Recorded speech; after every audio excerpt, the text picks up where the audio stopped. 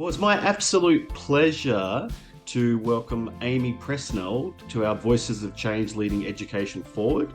Aimee's had a range of educational leadership roles both overseas and in Australia, and is currently the founder of Wellnest.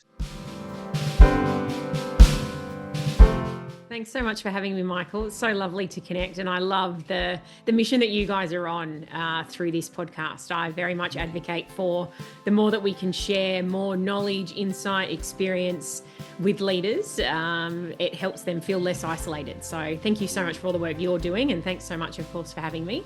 I guess in a nutshell, I started out actually in the corporate world in event management when I first left school, and soon realised that the corporate world was not for me, and soon got myself back into university doing a double degree in teaching. And, you know, from a really young age, I had always been extremely bossy, as my brother would say. Probably say I still am, that's fine. I would literally read to anything that would listen, and I'd often pretend I was on playground duty out in the backyard with my little, glass of water, pretending I was the teacher on duty. So from a really young age, I wanted to. And I guess once I did eventually graduate with my teaching degree, I landed a permanent position straight away. Very fortunate. Landed middle leadership in my second year and started my master's in my third. So the first couple of years of me being in education really was a whirlwind. And when I think back, I think that washing machine feeling didn't stop. It kind of felt like maybe it was just those first 3 years with just, how much had happened in such a short time. But when I really reflect, even being a leader 8 years later, I still felt like I was in a constant washing machine. And cut a very long story short, I went to a conference, a retreat with our leadership team, and it was just the moment that I realised we need to look after the adults in the space.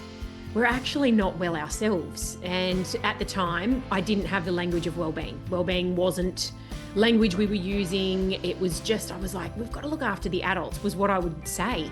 So I just started to do a lot of research and upskill myself in that, and hence my knowledge and awareness of wellbeing and wellbeing science came to the forefront. And I founded Wellnest about 2.5, 3 years ago. And since then, we've been supporting leaders in schools to support not only themselves, but their teams, so that they can create those cultures where everyone can thrive within their teams, which, as we know, is really hard and complicated. Wow, what a beautiful journey. And it's a great segue into my first question about the importance of leading with values and a mission.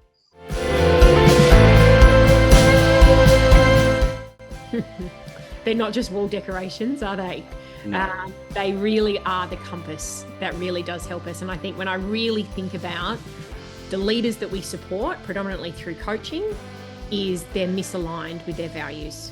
When we really dig down into why it is that they are questioning why they're doing what they're doing, why they're feeling so overwhelmed and stressed, is often because they're being pulled against or away from the values that initially brought them into education in the first place. So I think when leaders are really clear about not just what they stand for and what they're passionate about, but the more that they've got clarity on what brought them in, why it is that they're doing what they're doing, what leadership legacy it is that they want to leave, we instantly kind of get this less pull and less tension around our decision making. And the more that we can give ourselves a bit of that self-compassion around taking time to reconnect back with our values and missions, the more power we've got in the work that we do, and the more empowering we can be as leaders to influence. So I just say, look, they're not wall decorations. They really are your compass. And we have to refer back to them often. It's not something that we, write our leadership philosophy when we graduate from our masters and then we leave it on that piece of paper and think we know. Like, it should be something we're referencing regularly to make sure we're in alignment with them. And obviously alignment with your values, but also the school's values that you work for and with and under, are equally as important. And I think those misalignments are often blurred and can often get in the way for some leaders. And so, that's really, really important. So how do leaders balance that sort of immediate pressure of school management, the sort of day-to-day, with the long-term well-being of staff then? So interesting. And I think the first thing is we have to acknowledge and recognize that well-being isn't separate from performance. It really is the foundation of it. And until we view it that way, we are not going to have sustainable leadership in education. We have to view it that they're not separate, And we have to view it that our leaders need to be well to lead well, and as do, of course, then the ripple effects of our staff as well. So it's very much that whole idea of we are constantly reactive in education. Very rarely are we actually proactive in what causes us a lot of stress.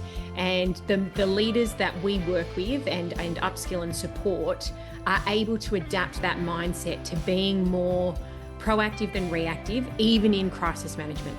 Taking that pressure off, giving yourself that time to reflect, giving yourself that moment to breathe, realigning things before you make big decisions. All of those things that at the time we get ourselves very worked up about, very stressed and overwhelmed by, is often the reason why we either make poor decisions that no longer align, or the stress just does keep building. So when we really, again, think about what is that well-being really is the foundation of you performing and your team.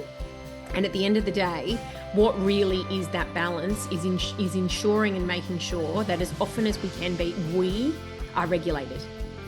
And the more that we are regulated, the better we are at being able to combat all of the things that come at us, are thrown at us.